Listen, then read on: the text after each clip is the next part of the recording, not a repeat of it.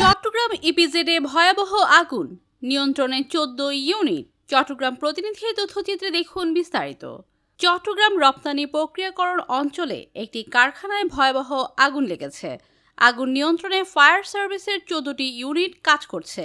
বৃহস্পতিবার দুপুর 2টার দিকে সিইপিজেড এর 1 নম্বর সেক্টরের 5 নম্বর সড়কের একটি কারখানায় আগুনের সূত্রপাত হয়।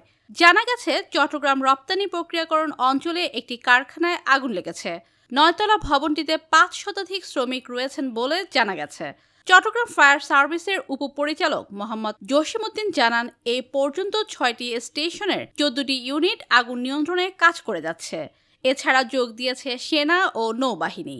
ইপিজেড থানার ওসি মোহাম্মদ জামির হোসেন জিয়া জানান, ভবনটির মেডিকেল ইকুইপমেন্ট তৈরির প্রতিষ্ঠানের 7ম তলায় আগুন লাগে।